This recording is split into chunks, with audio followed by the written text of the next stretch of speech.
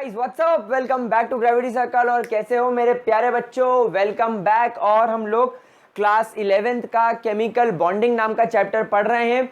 और पिछले वीडियो में हम लोगों ने आयोनिक बॉन्ड्स के बारे में बात कर लिया था, हम लोगों ने लेटाइस इंथैल्पी के बारे में बात कर ली थी। और अब हम लोग आज की क्लास में स्टार्ट करने वाले हैं सम बॉन्ड पैरामीटर्स। देखो, मैं आपको बॉन्ड पैरामीटर्स क्यों पढ़ा रहा हूं मैं आपको बता दूं, क्योंकि हम लोग बॉन्डिंग पढ़ रहे हैं। हम लोगों ने बॉन्ड्स देखे कि कितने टाइप के बॉन्ड्स हो सकते हैं, कोवेलेंट बॉन्ड, आयोनिक बॉन्ड, ऐसे हम लोगों ने बहुत सारे बॉन्ड्स के नाम पढ़े। अभी तक तो कोवेलेंट और आयोनिक बॉन्ड ही पढ़ा। वैसे मैं आपको सिखा चुका हूं कि कोऑर्डिनेशन बॉन्ड नाम की भी कोई चीज होती है। तो अभी तक हम लोगों के पास में बॉन्ड्स आ चुके हैं और हम लोगों ने देख लिया है लुईस कॉसेल के हिसाब से बॉन्ड कैसे बनता है। लेकिन अब जब हमें पता चल गया है कि बॉन्ड क्या है, तो हमें बॉन्ड के बारे में और बहुत सारी चीजें पता होनी चाहिए जो हम इस बॉन्ड पैरामीटर में सीखेंगे। और आज की क्लास में सबसे पहला बॉन्ड पैरामीटर जो गाइस मैं आपके साथ डिस्कस करने वाला हूं, that is called as bond length. तो first and foremost we are going to discuss bond length. प्यारे बच्चों, अगर आप लोगों को क्लास 11th में मैंने अभी इसके पहले वाले चैप्टर में पीरियोडिक क्लासिफिकेशन ऑफ एलिमेंट में एटॉमिक रेडियस सिखाया था, बोलो याद है कि नहीं? भूल गए? नहीं भूल गए? सही बताओ, याद है कि नहीं एटॉमिक रेडियस? अगर नहीं याद है तो एक बार देख लेना। वहां पर हम लोगों ने बात की थी कि एटॉमिक रेडियस कैसे निकाला जाए। एक्चुअली एटॉमिक रेडियस के अंदर हम लोगों ने अननोइंगली बॉन्ड लेंथ सीख ली थी।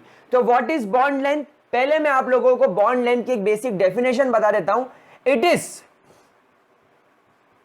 The equilibrium distance, it is the equilibrium distance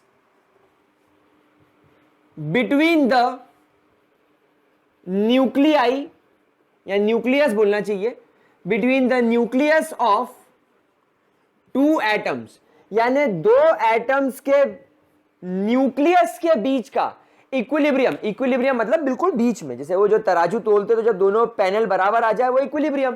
तो जब दो एटम्स के न्यूक्लियस के बीच का, दो एटम्स के न्यूक्लियस के बीच का जो डिस्टेंस होता है वही बॉन्ड लेंथ कहलाता है। क्या मेरे प्यारे बच्चों को बात समझ में आ रही है? तो what is bond length? It is nothing but the equilibrium distance between the two nucleus. अब हम लोगों ने यह देखा है कि हमारे पास में कुछ कोवेलेंट बॉन्ड्स बनते हैं। नाउ कोवेलेंट बॉन्ड्स कैसे बनते हैं प्यारे बच्चों? हम लोगों ने देखा कोवेलेंट बॉन्ड बनते हैं कब? जब दो एटम के बीच में इलेक्ट्रॉन्स म्यूचुअली शेयर हो जाए। जब दो एटम के बीच में इलेक्ट्रॉन म्यूचुअली शेयर हो जाए। तो लेट्स से यहां पर अपने पास में एक न्यूक्लियस है, ये आपका एक न्यूक्लियस हो गया और ये आपका एक न्यूक्लियस हो गया। तो हम लोगों ने क्या किया, दो न्यूक्लियसेस पकड़ लिए, ठीक है। ये इस एटम की वैलेंस शेल हो गया और ये इस एटम का वैलेंस शेल हो गया। तो इन दोनों एटम के वैलेंस शेल इस तरीके से ओवरलैप कर गए। अब यहां पर एक बात समझिएगा, ये जो मैंने एग्जाम्पल बनाया ये मैंने Cl2 का बनाया है। काय का बनाया है?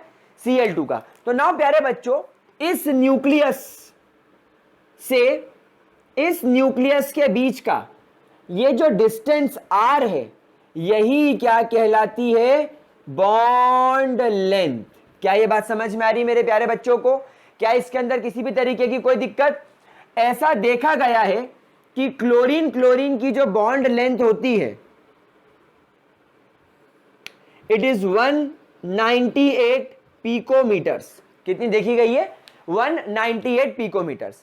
अच्छा, क्या अगर आप लोगों ने केमिकल बॉन्डिंग नाम का चैप्टर अगर आप अभी पढ़ रहे हो और इसके पहले अगर आप लोगों ने पीरियोडिक क्लासिफिकेशन ऑफ एलिमेंट वाला अगर चैप्टर पढ़ा हो, तो अगर आप इस 198 पिकोमीटर को इक्वली दो पार्ट में डिवाइड कर दोगे, that is if you divide 198 by 2 यानी कि 99 पिकोमीटर, तो ये क्या हो जाएगा?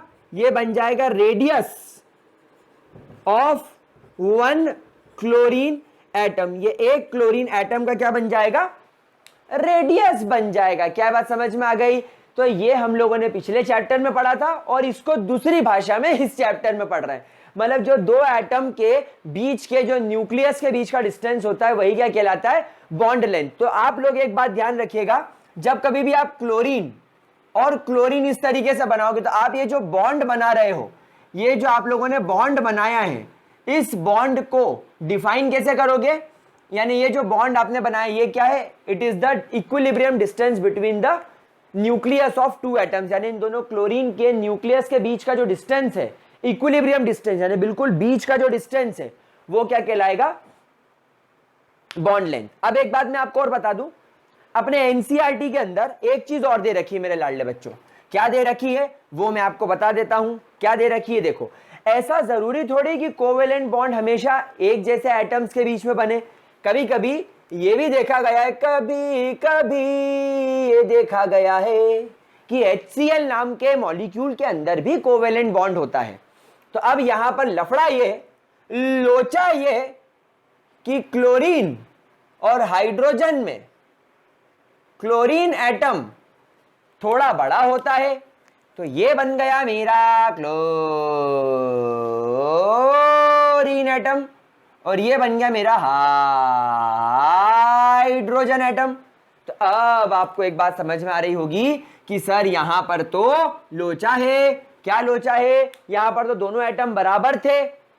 तो यहां पर भी मैंने आपको क्या बोला, बॉन्ड लेंथ माने क्या, बॉन्ड लेंथ मतलब इस न्यूक्लियस से इस न्यूक्लियस के बीच का डिस्टेंस। तो बस यहां पर भी यही आपकी बॉन्ड लेंथ कहलाएगी, बिल्कुल घबराने की बात नहीं है। अच्छा, तो सर एक बात क्या मैं आपसे यह पूछ सकता हूं कि अगर मैं इसे यहां से बीच से ऐसा कट करके देखूं तो ये रेडियस ऑफ हाइड्रोजन बन जाएगा? मैं बोलूंगा हाँ बिल्कुल बन जाएगा। और सर अगर मैं इसे यहां से ऐसे तोड़ के देखूं तो ये रेडियस ऑफ क्लोरीन बन जाएगा? तो मैंने बोला हाँ बिल्कुल ठीक है। तो क्या मैं सर ऐसा नहीं बोल सकता that bond length of such molecules in which two atoms have different radius? समझना मेरी बात को प्यारे बच्चों। क्या बोला मैंने ये बोला कि ऐसे कोवेलेंट मॉलिक्यूल जिनमें एक एटम का साइज छोटा, दूसरे एटम का साइज बड़ा, उनके साइज में भले डिफरेंस हो लेकिन बॉन्ड लेंथ बोले तो दोनों के न्यूक्लियस के बीच का डिफरेंस। अब ये पता कैसे लगाया जाए? तो या तो आप ऐसे देख लो, या तो आप क्या करो, अगर आपको हाइड्रोजन का रेडियस पता है तो रेडियस ऑफ हाइड्रोजन, और अगर आपको क्लोरीन का रेडियस पता है तो रेडियस ऑफ क्लोरीन। जब आप इन दोनों का सम करोगे तो आपको बॉन्ड लेंथ ऑफ HCl के बारे में पता चल जाएगा। नहीं, इन दोनों के बीच में ये जो बॉन्ड बना है, इस बॉन्ड के बारे में आपको लेंथ के बारे में पता चल जाएगा। This is how you can find the bond length in a covalent molecule. दो तरीके होते हैं, या तो दोनों एटम्स बराबर हो तो आपको मालूम पड़ जाएगा 99 + 99 198, क्योंकि एक क्लोरीन का एटम का रेडियस 99 होता है। तो दो क्लोरीन है, दोनों के रेडियस को सम कर दो तो न्यूक्लियस के बीच का डिस्टेंस पता चल जाएगा। या तो अगर एक छोटा एक बड़ा है तो उसके रेडियस को सम कर दो, उससे कोई फर्क नहीं पड़ता। आपको क्या ध्यान रखना है, दोनों के न्यूक्लियस के बीच का डिस्टेंस। क्या ये बात समझ में आ गई? क्या ये बात क्लियर हो गई मेरे नन्हे मुन्ने गुलगुलो? बोलो हाँ, बोलो ओ बोलो, समझ में आ गई? कोई दिक्कत? मेरे बच्चों को ये बात समझ में आई कि नहीं? हाँ, आगे बढ़े, ठीक है। अब एक बात समझो, किसी की भी बॉन्ड लेंथ आंखों से देख के तो पता नहीं कर सकते, आंखों में इशारे करके तो आप बता नहीं सकते। तो इसके लिए कुछ टेक्निक्स इस्तेमाल की जाती है, जैसे कि एक्स-रे डिफ्रैक्शन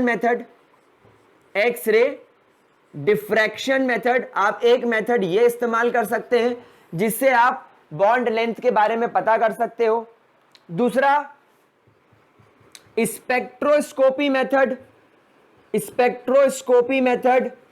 इन मेथड से मेरे लाडले बच्चे जब हायर क्लासेस में जाएंगे, जब वो IITs में जाएंगे, जब वो NIITs में जाएंगे, और जब वो थोड़ी ज्यादा रिसर्च करेंगे तब इसके बारे में वो लोग पढ़ेंगे। डॉक्टर लोगों को पढ़ने की जरूरत नहीं है, अपने को तो चीड़ा फाड़ी करो और मस्त रहो। क्या है बात समझ में आ रही बिड़ू? कोई दिक्कत इसके अंदर? पक्की बात। तो ये हो गई आपकी कोवेलेंट बॉन्ड की टेक्निक। इतना समझ में आ गया मेरे लाडले बच्चों? पक्की बात, कोई दिक्कत तो नहीं इसके अंदर? आगे चले, इतना रब करें। चलिए, तो कोवेलेंट बॉन्ड और कोवेलेंट बॉन्ड की लेंथ हम लोगों को निकालनी आ गई sir. We know how to find the length of a covalent bond. एक ही बात है। चलिए अब जरा यहां पर हम आयोनिक कंपाउंड्स की बात कर लें। अगर मान लीजिए आपके पास में आयोनिक बॉन्ड है, तो हम लोगों को मालूम है आयोनिक बॉन्ड कैसे बनता है, due to transfer of electron. तो मेरे लाडले बच्चों, जब एक कैटायन इलेक्ट्रॉन ट्रांसफर करेगा, जब एक कैटायन इलेक्ट्रॉन ट्रांसफर करेगा, तब उस कैटायन का साइज छोटा हो जाएगा, और जब एक एनायन इलेक्ट्रॉन एक्सेप्ट करेगा तो एनायन का साइज बड़ा हो जाएगा। तो ये केस ऑलमोस्ट हमारे HCl के जैसा ही है। यहां पर भी कोई खासा फर्क नहीं है। ये आपका कैटायन है, ये आपका एनायन है, ये इसके न्यूक्लियस से, इसके न्यूक्लियस के बीच का जो डिस्टेंस रहेगा d, उसे ही आप लोग कहेंगे बॉन्ड लेंथ। बोलिए, कोई दिक्कत? जोर से बोलो, सारे बोलो, ओ जय माता दी। कोई दिक्कत? तो ये जो बॉन्ड लेंथ है ये d के बराबर हो गई। अब एक बात आप सब जानते हैं कि कैटायन का रेडियस और एनायन का रेडियस अलग अलग होता है। तो अगर आपको आयोनिक बॉन्ड, अगर आपको आयोनिक बॉन्ड की लेंथ निकालनी है, तो आपको क्या करना पड़ेगा? Radius of cation plus radius of anion. इससे आप क्या कर सकते हो? किसी एनायोनिक, क्या बोल रहा हूं मैं, किसी आयोनिक कंपाउंड की बॉन्ड लेंथ निकाल सकते हो। कैसे डिफाइन करोगे भाई? बच्चे मेरे से बोलेंगे सर आपने डेफिनेशन नहीं बताई। एक बात बताओ, डेफिनेशन तो लिखी, it is the equilibrium distance between the nuclei of two atom. अब अगर आप यहां पर आयोनिक बॉन्ड की बात कर रहे हो तो क्या हो जाएगा? It is the equilibrium, it is the equilibrium distance between the nucleus of cation and anion। बोलो तारा रारा, बोलो तारा रारा। कोई दिक्कत, कोई परेशानी? यार बताओ ना क्या दिक्कत है इसमें? कोई दिक्कत नहीं है, बहुत हलवा है, बिल्कुल हलवा है, कोई दिक्कत? चलिए एक बात मैं आपको और बता दूं, कोवेलेंट और आयोनिक तो पता कर लिया, एक और लेंथ होती है, एक और चीज होती है जिसको हम बोलते हैं वेन। तो वेन में W कहां से आ गया? ढोर। अबे ढोर पढ़ाना आ गया, लिखते तो आता नहीं है। Van der Waals, Van der Waals length. बोर्ड उखड़ जाएगा आज तो बाबा, बोर्ड गिरने वाला था, मजा आया था आज तो, हिट हो जाती। कल सुबह पेपरों में छप जाता, मृत्युंजय सर का बोर्ड गिरा। क्या बोर्ड? जानबूझ के गिरा। Van der Waals length. तो वेंडरवॉल के बारे में आपको मैंने कुछ बताया था, याद है? वेंडरवॉल लेंथ के पहले ये वेंडरवॉल फोर्स के बारे में समझो। चैप्टर नंबर 3 में पढ़ा चुका हूं वैसे तो वेंडरवॉल फोर्स, लेकिन एक बार फिर सुनो। जैसे ये एक मॉलिक्यूल है, इन मॉलिक्यूल्स के अंदर यानी कैटायन और एनायन के बीच में आयोनिक बॉन्ड है। उधर क्लोरीन और क्लोरीन के बीच में एक बॉन्ड था, ये कहलाते हैं केमिकल फोर्स। लेकिन अगर दो क्लोरीन के एटम यानी एक क्लोरीन का मॉलिक्यूल जब दूसरे क्लोरीन के मॉलिक्यूल के पास आएगा तो उनमें केमिकल बॉन्ड्स नहीं बनेंगे। क्यों नहीं बनेंगे? क्योंकि क्लोरीन एक दूसरे क्लोरीन के साथ ऑलरेडी केमिकल बॉन्ड बना के, ऑलरेडी कोवेलेंट बॉन्ड बना के अपने ऑक्टेट को पूरा कर चुका है, अपनी स्टेबिलिटी को पा चुका है, उसे स्टेबिलिटी मिल चुकी है। तो अब वो Cl2 का मॉलिक्यूल जब दूसरे Cl2 के मॉलिक्यूल के पास में आएगा तो इनके बीच में कोई केमिकल बॉन्ड नहीं बनेगा, लेकिन हल्का सा ये दोनों एक दूसरे की तरफ अट्रैक्शन फील कर सकते हैं। एंड वो जो अट्रैक्शन दोनों क्लोरीन के मॉलिक्यूल्स के बीच में होता है उसे बोलते हैं वेंडरवॉल फोर्स ऑफ अट्रैक्शन। तो यहां पर आप लोग दो अलग अलग मॉलिक्यूल्स के एटम्स के बीच में जो लेंथ है वो आप पता कर सकते हो। कैसे? चलिए अपन एक एग्जांपल लेकर देखते हैं। यहां पर मैंने क्लोरीन बनाया, ये ठीक है प्यारे बच्चों, फिर यहां पर अपन एक और क्लोरीन बना देते हैं, बिल्कुल इसके बराबर, बिल्कुल इतना ही बड़ा। ये हो गया अपना दूसरा क्लोरीन। तो एक तो ये आपका Cl2 का मॉलिक्यूल हो गया। और हम लोग सब जानते हैं इन दोनों के बीच का जो डिस्टेंस होगा वो कोवेलेंट लेंथ कहलाएगा, वो बॉन्ड लेंथ कहलाएगी। कौन सी? कोवेलेंट टाइप की, जिसको हम लोगों ने D से बताया था, और इसकी वैल्यू कितनी थी? 198 पिकोमीटर्स। अब क्या हुआ, ये एक Cl2 का मॉलिक्यूल है, इनके बीच में इलेक्ट्रॉन वगैरह शेयर होकर बॉन्ड बन गया। अब क्या हुआ, इसके पास इन्वायरमेंट में एक दूसरा Cl2 का मॉलिक्यूल आ गया। मॉलिक्यूल आया, ध्यान रखना, एटम नहीं आया है। कौन आया है? मॉलिक्यूल आया है। देखो एक और दूसरा Cl2 का मॉलिक्यूल आ गया। भाई इस Cl2 के मॉलिक्यूल का भी जो D होगा वो किसके बराबर होगा? 198 पिकोमीटर्स के बराबर होगा। इनमें कोई फर्क थोड़ी, ये भी Cl2 है और ये भी Cl2 है। हाँ, साइज में थोड़ा छोटा बन गया है। तुम लोग ऐसा मत बोलना छोटा बना दिया है, तेरे को नहीं आता, ऐसा मत करना, ठीक है। नाउ इस Cl2 के न्यूक्लियस में से एक क्लोरीन के न्यूक्लियस से इस क्लोरीन के न्यूक्लियस के बीच का जो डिस्टेंस होगा उसे बोला जाएगा वेन डर वॉल डिस्टेंस। क्या बोला जाएगा? वेन डर वॉल डिस्टेंस। यानी कि ये क्लोरीन का एटम किसी और मॉलिक्यूल का है और ये क्लोरीन का एटम किसी और मॉलिक्यूल का है, लेकिन दो अलग अलग मॉलिक्यूल्स के एक एक एटम्स, इस मॉलिक्यूल का एक एटम, इस मॉलिक्यूल का एक एटम, इन दोनों एटम्स के बीच की जो बॉन्ड लेंथ होगी, इन दोनों एटम्स के बीच में जो न्यूक्लियस की लेंथ होगी, न्यूक्लियस के बीच का डिस्टेंस होगा, उसे वेन डर वॉल डिस्टेंस बोला जाएगा। क्या ये बात समझ में आ रही है? क्या इसके अंदर किसी भी तरीके का कोई डाउट?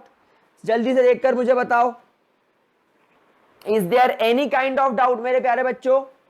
किसी भी तरीके की कोई भी दिक्कत? देख लिया अच्छे से क्या बोला मैंने? इस एटम के न्यूक्लियस और इस एटम के न्यूक्लियस के बीच का जो डिस्टेंस है वो वेन डर वॉल डिस्टेंस कहलाएगा, और इसे आप वेन डर वॉल लेंथ बोल सकते हो। जैसा कि आप लोग देख रहे हो कि इन मॉलिक्यूल्स में, यानी जब ये दोनों क्लोरीन कोवेलेंट बॉन्ड से जुड़े तो इसकी बॉन्ड लेंथ 198 है, इसकी भी 198 है। तो सर इस D की वैल्यू क्या होगी? तो प्यारे बच्चों इस D की वैल्यू देखी जाती है 360 पिकोमीटर्स, जो नो डाउट कोवेलेंट बॉन्ड की लेंथ से कई गुना ज्यादा बड़ी है। तो देयरफॉर जितने पास पास ये दोनों एटम है, उतने पास पास ये दोनों एटम्स नहीं होंगे। क्यों? क्योंकि ये अलग मॉलिक्यूल है, ये अलग मॉलिक्यूल है, लेकिन दो अलग अलग मॉलिक्यूल्स के एक एक एटम के न्यूक्लियस के बीच का जो डिस्टेंस होगा वो वेन डर वॉल डिस्टेंस कहलाएगा। और ध्यान रखना बच्चों, ये सिर्फ एक फिजिकल अट्रैक्शन होता है। वेन डर वॉल फोर्स, ये जो इन दोनों एटम्स के बीच में लग रहा है, ये सिर्फ एक टाइप का फिजिकल अट्रैक्शन है।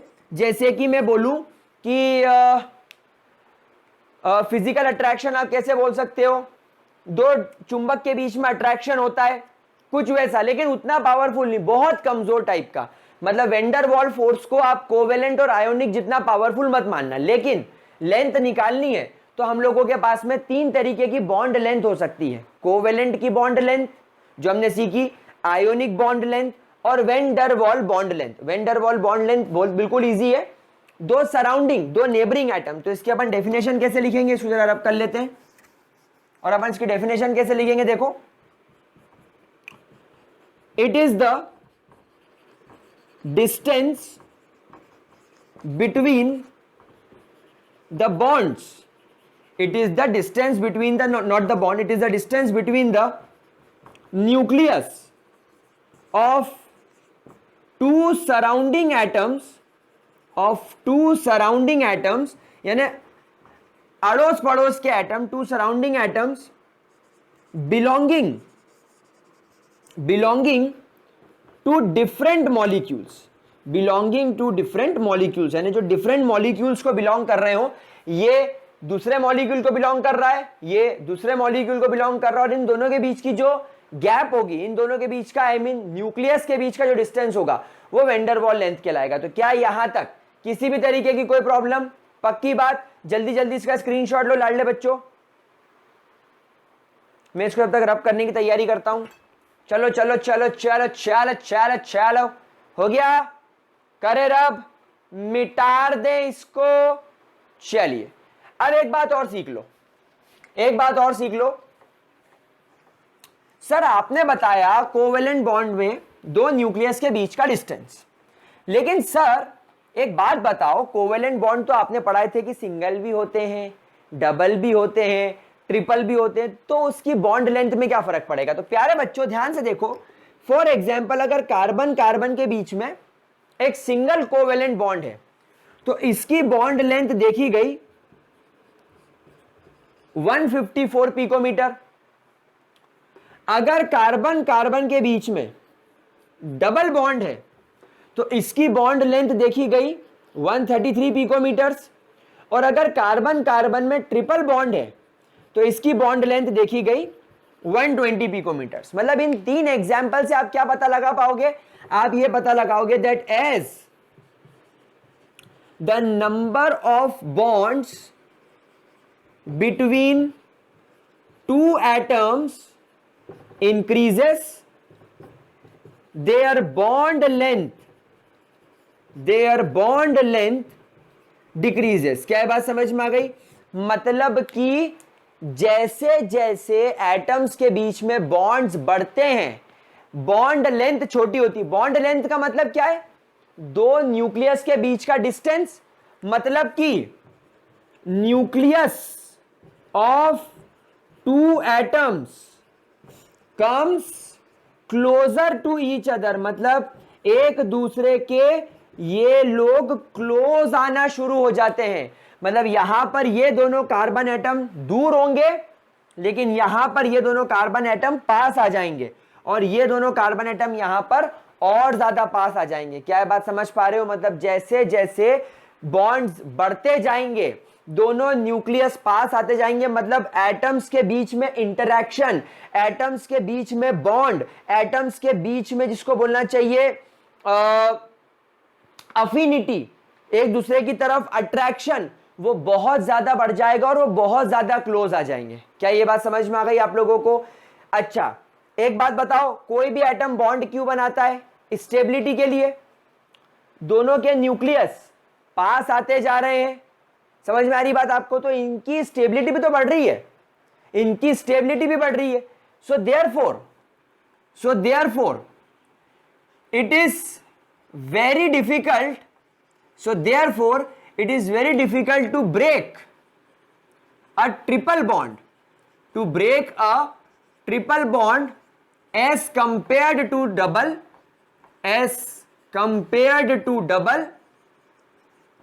and as compared to single bond,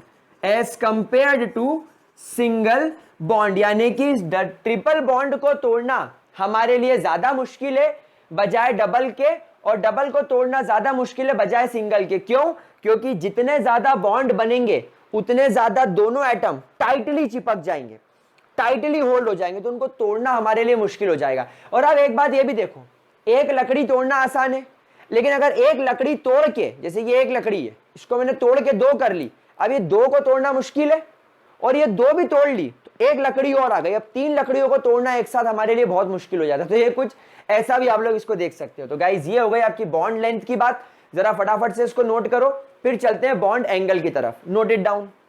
हाँ तो मेरे हापुस आम की छेसी भी गटलियां हो गया, बहुत बढ़िया। अब अपन दूसरे बॉन्ड पैरामीटर की तरफ चलते हैं, जिसका नाम है बॉन्ड एंगलवा। तो अब हम बात करने वाले हैं बॉन्ड एंगलवा की।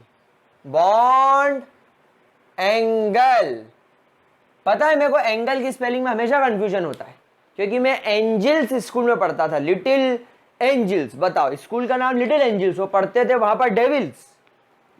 डेविल आपके पीछे, आप डेविल के पीछे, टू मच फन। ठीक है, तो बॉन्ड एंगल ना प्यारे बच्चों, व्हाट इज बॉन्ड एंगल? देखो फॉर एग्जाम्पल अपन यहां पर ऑक्सीजन का एक एग्जाम्पल लें। जब हम लोग रियलिटी में देखते हैं तो ऑक्सीजन इस तरीके से वाटर के साथ, हाइड्रोजन के साथ इस तरीके से वाटर मॉलिक्यूल का फॉर्मेशन करता है और उसके दो लोन पेयर आपको ऊपर दिखते हैं। Now guys we all know, हम सब लोग एक बात समझ गए हैं कि इलेक्ट्रॉन की शेयरिंग की वजह से इस तरीके से बॉन्ड बनता होगा। खैर अभी तक हम लोगों को लुईस कॉसेल कंसेप्ट ने मॉलिक्यूल के शेप, मॉलिक्यूल के बॉन्ड एंगल, मॉलिक्यूल की बॉन्ड लेंथ के बारे में कुछ नहीं बताया, पर हमें पढ़ना पहले से पड़ेगा ताकि हम मेंटली प्रिपेयर्ड हो जाएं। तो गाइस एक बात समझो, जब ऑक्सीजन हाइड्रोजन के साथ इस तरीके से बॉन्डिंग करता है तो जो मॉलिक्यूल कुछ दिखता है वो कुछ इस तरीके से दिखता है। अब आपका सवाल आया होगा सर मॉलिक्यूल कैसे दिखा होगा, तो अगेन हम लोग जानते हैं कुछ टेक्निक्स जैसे स्पेक्ट्रोस्कोपी या सबसे बेस्ट एक्सरे डिफ्रैक्शन। अगर आप ये मेथड का इस्तेमाल करते हो तो आप लोगों को बड़े आराम से, बड़े इजीली मॉलिक्यूल्स के स्ट्रक्चर दिख जाते हैं। तो जब इस तरीके के मॉलिक्यूल्स देखे गए तो यह पाया गया कि वो सारे मॉलिक्यूल्स जिसमें दो से ज्यादा एटम्स बॉन्डिंग में इन्वॉल्व हैं, जिनमें दो से ज्यादा एटम बॉन्डिंग में इन्वॉल्व है। सर दो एटम क्यों नहीं? भैया दो एटम की अगर मैं बात करूं, मान लो मैं H2 की बात करूं, तो H2 में तो बस दो ही एटम इन्वॉल्व है, तो यहां पर एंगल कैसे बनेगा? कोई भी एंगल बनाने के लिए आपको एटलीस्ट दो लाइंस चाहिए ना, मतलब दो एंगल, मतलब आपको एक एंगल बनाने के लिए आपको 3 पॉइंट्स की जरूरत होती है, ये तब जाके यहां पर बॉन्ड एंगल, तब जाके यहां पर एंगल बनेगा। तो इसी तरीके से आपको अगर बॉन्ड एंगल निकालना तो you require at least 2 bond, minimum 2 bond चाहिए, और 2 बॉन्ड बनाने के लिए मिनिमम 3 एटम चाहिए। हो डबल बॉन्ड लेके मत आ जाना सर कार्बन कार्बन में डबल बॉन्ड है, 2 बॉन्ड है, नहीं, 3 एटम के बीच में 2 बॉन्ड बनने चाहिए। तो इन बॉन्ड्स के बीच का जो एंगल होता है, इस एंगल को बोला जाता है बॉन्ड एंगल। और हमेशा ध्यान रखिएगा बॉन्ड एंगल को हमेशा डिग्रीज में लिखा जाता है। समझ में आ रही बात आप लोगों को? तो 104.7 डिग्रीज, समझ में आ रही बात आपको? तो इस तरीके से आप लोगों को बॉन्ड एंगल बताना पड़ सकता है। एक और एग्जांपल ले लेते हैं। फॉर एग्जांपल अपने पास में यहाँ पर नाइट्रोजन है, एक लोन पेयर है, यहां पर एक हाइड्रोजन,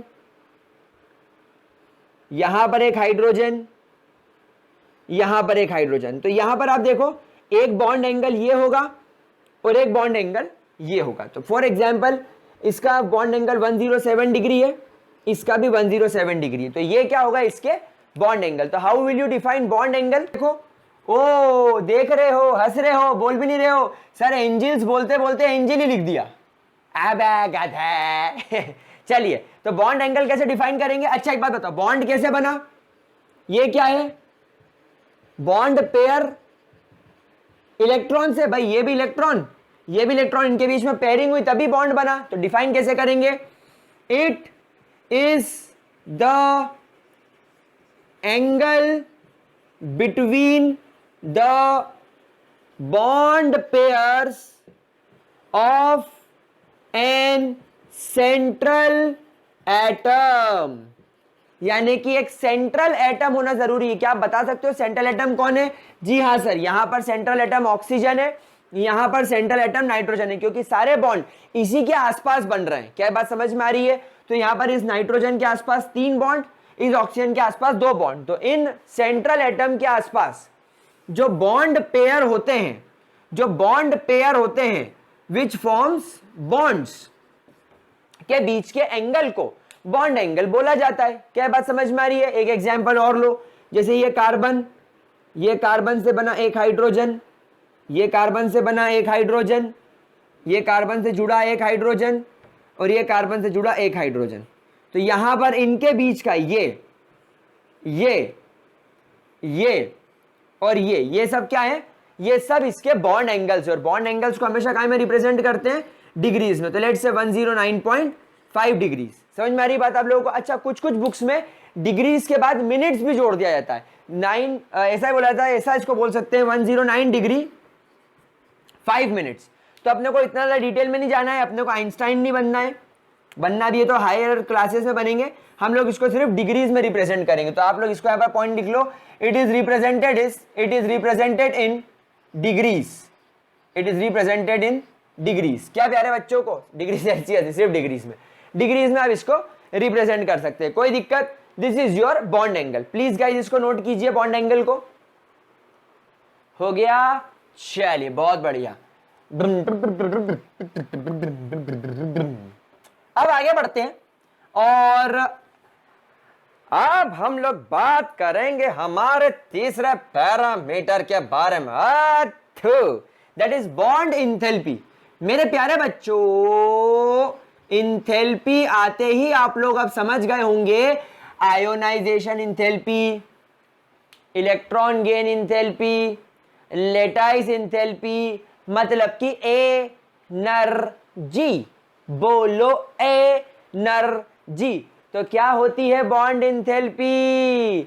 आई बात समझ में भैया? बॉन्ड को तोड़ने के लिए जो एनर्जी दी जाती है उस एनर्जी को बोला जाता है बॉन्ड इंथैल्पी। अच्छा, थोड़ी अंग्रेजों की भाषा में बोलते हैं, थोड़ा साइंटिस्टों की भाषा में बोलते हैं, it is the amount of energy required to break 1 mole of bond. 1 mole of bond sir scientific unit है, हम लोगों ने पहले भी देखा था जब हमने आयोनाइजेशन इंथैल्पी देखी थी, जब हम लोगों ने इलेक्ट्रॉन गेन इंथैल्पी देखी थी, तब हम लोगों ने देखा था कि हम लोगों ने हमेशा जो भी एनर्जी के बारे में बात करी है वो 1 मोल के बारे में बात करी है। क्यों? क्योंकि हम लोग इसकी यूनिट किलो जूल पर मोल क्यों लिखते हैं? क्योंकि हमें 1 मोल बॉन्ड तोड़ना है। 1 मोल्स बॉन्ड तोड़ने के लिए जो एनर्जी लगती है उसको बॉन्ड इंथैल्पी बोलते हैं। सीधी सी भाषा में, अपने भाइयों की भाषा में, अपने भाइयों बहनों दोस्तों की भाषा में, एक बॉन्ड को तोड़ने के लिए जो एनर्जी लगती है, दया, पता लगाओ उस एनर्जी को क्या बोलते हैं? करेक्ट, उसे बोलते हैं बॉन्ड इंथैल्पी। समझ पा रहे हो बात को? तो what is bond enthalpy? Definition लिख लेते हैं। It is the amount of energy required to break 1 mole of bond between 2 atoms। 2 atoms के बीच में जो बॉन्ड्स होते हैं उन्हें तोड़ने के लिए जो एनर्जी दी जाती है उसे बोला जाता है बॉन्ड इंथैल्पी। फॉर एग्जाम्पल, अगर मान लीजिए मेरे पास में H2 नाम का मॉलिक्यूल है, तो मैं इसे कुछ बॉन्ड इंथैल्पी प्रोवाइड करूंगा ताकि यह इस तरीके से एटॉमिक फॉर्म में टूट जाए। तो प्यारे बच्चों, इसकी बॉन्ड इंथैल्पी होती है 435 किलो जूल्स पर मोल। मतलब आप लोगों को 435 प्लस, अच्छा देखो ये वैल्यू पॉजिटिव है, मैंने यहां पर नेगेटिव साइन नहीं लगाया, दैट मीन्स ये वैल्यू क्या है? पॉजिटिव। मतलब आपको इतनी एनर्जी देनी पड़ेगी। It is the amount of energy required. Required मतलब गिवन, जो हमें देनी पड़ेगी। तो हमें कितनी एनर्जी देनी पड़ेगी? 435 किलो जूल्स पर मोल की, इसे बनाने के लिए। एक बात और समझाता हूं, सिर्फ आप एक एस्पेक्ट मत देखो, ऐसा भी होगा जब हाइड्रोजन हाइड्रोजन से जुड़ेगा और H2 बनाएगा तो यहां पर मॉलिक्यूल बन रहा है। इस हाइड्रोजन के पास 1 इलेक्ट्रॉन, इस हाइड्रोजन के पास 1 इलेक्ट्रॉन, यहां पर दोनों एटॉमिक फॉर्म में अनस्टेबल होंगे। हमने आज तक कभी एक हाइड्रोजन एटम को अकेले नहीं देखा, because it is highly unstable. तो वो दोनों जुड़ के H2 बनाएंगे। तो H2 गैस क्या होती है? स्टेबल होती है। और जब स्टेबिलिटी बढ़ती है तो क्या घटती है? एनर्जी। जब स्टेबिलिटी बढ़ेगी तो एनर्जी घटेगी। तो ये एनर्जी छोड़ेगा, और कितनी एनर्जी छोड़ेगा? एग्जैक्टली उतनी छोड़ेगा जितनी आप इसको तोड़ने के लिए दे रहे थे। तो बॉन्ड इंथैल्पी की एक डेफिनेशन आप और याद कर सकते हो, it is the amount of energy released on formation of 1 mole of bond. जब 1 मोल बॉन्ड का फॉर्मेशन होता है तो आप इसको ऐसे याद कर सकते हो, सिर्फ रेफरेंस के लिए। एग्जाम वगैरह में आप ये स्कूल में लिख कर आओ, स्कूल वाले मास्टर लोग यही फॉलो करेंगे। ये अपने को जेई और नीट लेवल के लिए काम में रखना है कि जितनी एनर्जी बनाने में लगती है उतनी तोड़ने में भी लगेगी, और जितनी तोड़ने में लगेगी उतनी बनाने में लगेगी। कब? जब सब कुछ सेम हो। तो it is the amount of energy released, it is the amount of energy released on formation of 1 mole of bond. जब 1 मोल ऑफ बॉन्ड आप बनाओगे तो 1 मोल ऑफ बॉन्ड बनाने में जो एनर्जी, 1 मोल बॉन्ड बनाने में जो एनर्जी रिलीज होगी उसको भी आप क्या बोलते हो, बॉन्ड इंथैल्पी। तो क्या यहां तक किसी तरीके की कोई दिक्कत? अच्छा, एक एग्जांपल अपन लेते हैं O2। जब आप इस O2 को तोड़ेंगे O प्लस O, तो यहां पर बॉन्ड इंथैल्पी आप देखेंगे प्लस 495 किलो जूल्स पर मोल। जब आप N2 को तोड़ेंगे तो यहां पर आप देखेंगे कि इन N2 को तोड़ने के लिए, N2 के बॉन्ड को तोड़ने के लिए प्लस 945 के आसपास किलो जूल्स पर मोल की एनर्जी लगेगी। सर आप सवाल पूछोगे, सर H2 में, O2 में और N2 में इतना भेदभाव क्यों? तो प्यारे बच्चों, यहां पर आप देखो कि हाइड्रोजन हाइड्रोजन में सिंगल बॉन्ड है, फिर ऑक्सीजन में डबल बॉन्ड आ जाता है और नाइट्रोजन में ट्रिपल बॉन्ड आ जाता है। तो मैंने आप लोगों को अभी थोड़ी देर पहले बॉन्ड लेंथ में सिखाया भी था कि जैसे जैसे बॉन्ड का नंबर बढ़ता जाता है, एटम्स क्लोज आ जाते हैं, मतलब उनके बीच में अट्रैक्शन बढ़ जाता है, तो उसे तोड़ना हमारे लिए मुश्किल हो जाता है, जो इस एग्जाम्पल से क्लियर भी है, क्योंकि हाइड्रोजन में there is only a single bond, इसलिए कम एनर्जी में टूट गया।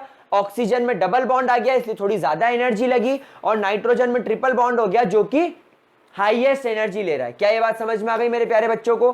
क्या इसके अंदर किसी भी तरीके का कोई डाउट? बॉन्ड इंथैल्पी क्लियर है? पक्की बात? श्योर शॉट रब करें, फटाफट स्क्रीनशॉट लो इसका मेरे लाडले बच्चों, जल्दी जल्दी स्क्रीनशॉट लेने कर बाबू भैया। जमाइल राजकुत्रिया बाबू भैया से सीधा बाबू, तेरा तो गेम बजाना पड़ेगा रे बाबा। ये राम राम राम, उठा ले रे बाबा, उठा ले। ए मेरे को नहीं रे, ये केमिस्ट्री कुतरिया को उठा ले। चलिए आगे बढ़े। नाउ बॉन्ड इंथैल्पी के बारे में मैं आपको एक बात और बता दूं, there is something called as average bond enthalpy. What do you mean by average bond enthalpy? Now प्यारे बच्चों, आपके मन में एक सवाल आया होगा, और अगर नहीं आया तो सवाल क्यों नहीं आया? मेरे हिसाब से आपके मन में एक सवाल आना चाहिए, और वो सवाल क्या है? वो सवाल ये है मेरे प्यारे बच्चों कि सर अभी तक आप लोगों ने H2, O2 और N2 को तोड़ना बताया, आपने H2O को तोड़ना तो बताया ही नहीं,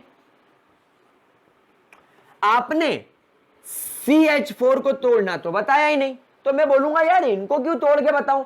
तो आप बोलोगे अरे चचा, मेरे वो वाले चचा, इसमें 2 बॉन्ड है, मीथेन में 4 बॉन्ड है, तो क्या मैं जितनी एनर्जी इस बॉन्ड को तोड़ने के लिए लगाऊंगा, क्या मुझे एग्जैक्टली उतनी एनर्जी इस बॉन्ड को तोड़ने में लगानी होगी?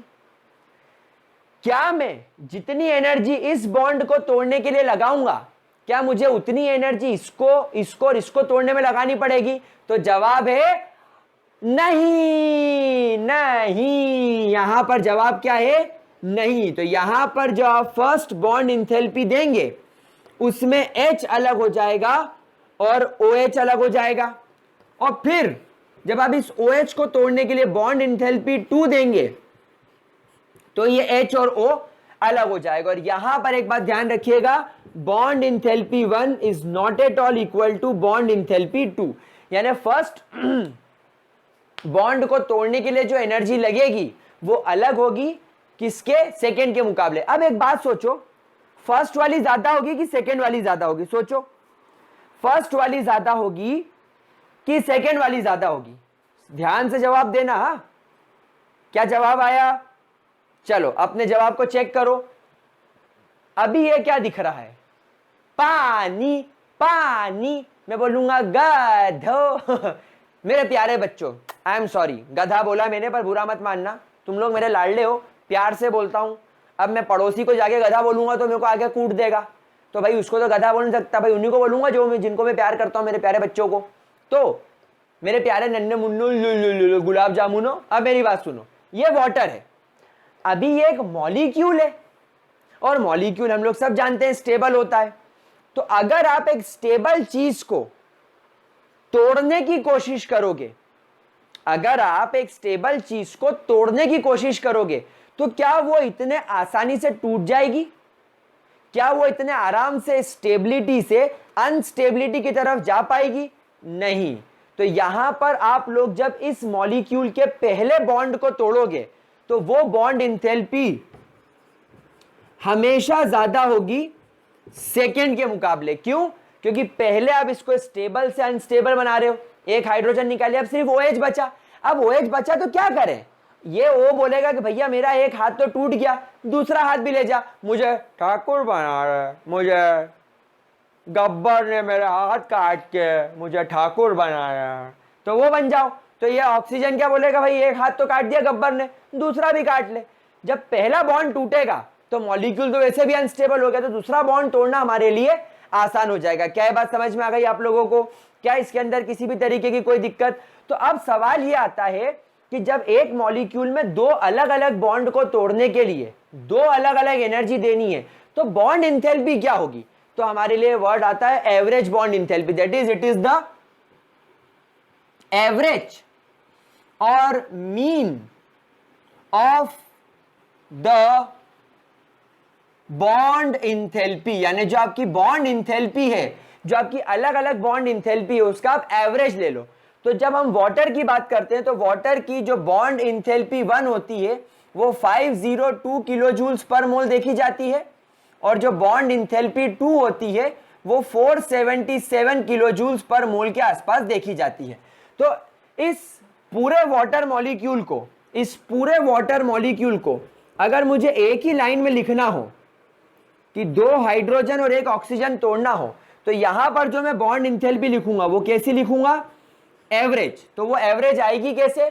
502 plus 477 divided by 2।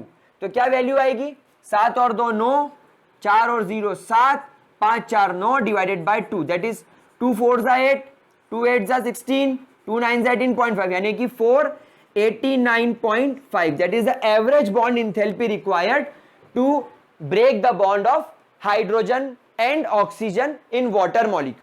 489.5 kilo joules per mole हो गई, दैट इज एवरेज हो गई। तो यहां पर हम लोगों ने क्या देखा कि जो फर्स्ट बॉन्ड था उसको तोड़ने के लिए एनर्जी लगी 502 किलो जूल्स पर मोल, जो सेकेंड बॉन्ड था उसको तोड़ने के लिए 477 लगी। हमने दोनों का एवरेज निकाल लिया, तो ये हो गई एवरेज बॉन्ड इंथैल्पी। यानी कि फर्स्ट बॉन्ड को तोड़ने के लिए एनर्जी अलग है, सेकेंड बॉन्ड को तोड़ने के लिए अलग है, तो आपको तो एक ही रिप्रेजेंट करनी है। भाई इसके अंदर 4 बॉन्ड टूटेंगे तो क्या 4 अलग अलग लिखते फिरोगे? नहीं, एवरेज लिख दो। तो एवरेज इस तरीके से आप लोग निकाल सकते हैं। तो what is average bond enthalpy? It is the energy require, it is the average energy require to break all the bonds present in a molecule. एक मॉलिक्यूल में प्रेजेंट जितने बॉन्ड्स हैं उन सब को तोड़ने के लिए आप लोग जो एवरेज एनर्जी देते हो, that is called as average bond enthalpy. Water के अंदर हम लोगों ने देखा, और एक बात हमेशा ध्यान रखना, फर्स्ट वाली सेकेंड से ज्यादा होगी। क्यों? क्योंकि फर्स्ट वाली जो बॉन्ड एनर्जी आप दे रहे हो वो आप एक स्टेबल मॉलिक्यूल को तोड़ने के लिए दे रहे हो, और स्टेबल को जब आप तोड़ोगे तो वो नो डाउट स्टेबिलिटी से अनस्टेबिलिटी की तरफ जाएगा, तो वो ज्यादा एनर्जी मांगेगा बजाय सेकेंड के, क्योंकि सेकेंड में ऑलरेडी वो अनस्टेबल हो चुका है, तो उसको तोड़ना हमारे लिए ज्यादा मुश्किल नहीं है। क्या इसके अंदर कोई दिक्कत? पक्की बात मेरे गुलगुलो बुलबुलो? पक्की बात? इतना लिख लिया क्या आप लोगों ने? फटाफट से लिख लो। चलो, तो what is average bond enthalpy? It is the average energy that is required to break all the bond. तो हम लोग एक बात और देख लेते हैं। फॉर एग्जांपल मान लीजिए आपके पास में यहां पर मीथेन है, तो इस मीथेन को आप लोगों ने सबसे पहले X एनर्जी दी, जिससे H अलग हो गया और CH3 अलग हो गया। फिर आपने इसको Y एनर्जी दी, जिससे H अलग हो गया और यहां पर CH2 बचा। देखो मैंने इलेक्ट्रॉन्स बना दिए इसके, मतलब ये आपने इलेक्ट्रॉन लेकर निकल गए हैं, तो अब इसके पास में फ्री इलेक्ट्रॉन्स बच रहे हैं। फिर आपने CH2 को एनर्जी दी कितनी? Z, जिससे ये एक H और अलग हो गया और यहां पर CH बचा, और फाइनली आपने इसको एनर्जी दी A। ठीक है, चलेगा। तो ये हो गया C।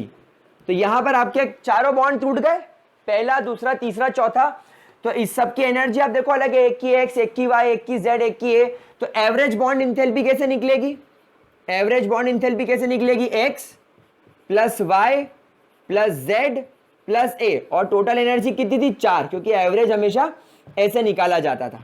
तो नंबर ऑफ बॉन्ड्स ब्रोकन यानी कि 4, और उन सब की वैल्यू का 4 से डिवाइड कर दो तो आपको क्या मिल जाएगा, एवरेज बॉन्ड एंथैल्पी मिल जाएगी। ठीक है, इसको भी नोट कर लो, रेफरेंस के लिए काम में आएगा। यहां पर इतना फटाफट से नोट कर लो। करें अब, चलिए लास्ट, आज की क्लास का लास्ट टॉपिक, क्योंकि मेरे प्यारे बच्चों को बारिश के मौसम में भजिया खाने का मन हो रहा होगा। क्या तुम लोग मुझे छोड़ के भजिया खाओगे? बताओ ये किसकी आवाज थी? अन्ना 24 घंटे चौकन्ना चौकन्ना। Bond order, now we are going to talk about bond order. वैसे तो मेरे प्यारे बच्चों बॉन्ड ऑर्डर बहुत डिटेल में, आई रिपीट, तबियत से मॉलिक्यूलर ऑर्बिटल थ्योरी के अंदर पढ़ेंगे, बहुत डिटेल में पढ़ेंगे। लेकिन अभी बॉन्ड ऑर्डर का एक बेसिक मतलब समझो। लुईस और कॉसेल अंकल ने क्या सिखाया? लुईस और कॉसेल अंकल ने क्या सिखाया? कि मेरा गला दुख गया बोल बोल के।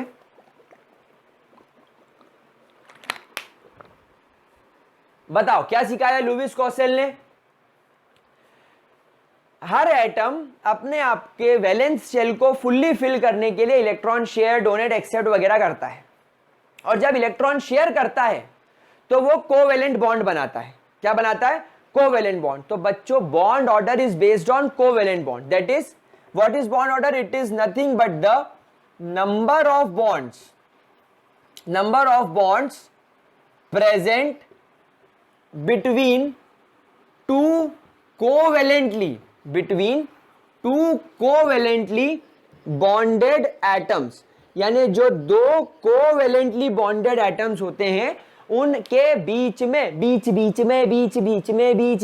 कितने बॉन्ड्स हैं? दो कोवेलेंट बॉन्डेड एटम्स के बीच में कितने बॉन्ड्स हैं, उसे बोला जाता है बॉन्ड ऑर्डर। अच्छा, एक बात मैं बता दूं, बॉन्ड ऑर्डर में भी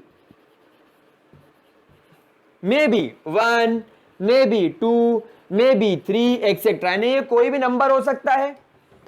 it may be in fractions also, ये फ्रैक्शंस में भी हो सकता है, जैसे 1/2, 2/3, नहीं 2/3 तो नहीं बोल सकते, 3/2, 5/2 एक्सेट्रा। मतलब सर क्या बॉन्ड्स पॉइंट्स में भी हो सकते हैं? मतलब देखो, अगर मान लो हाइड्रोजन के बीच में सिंगल बॉन्ड है तो इसका बॉन्ड ऑर्डर कितना हो गया? 1।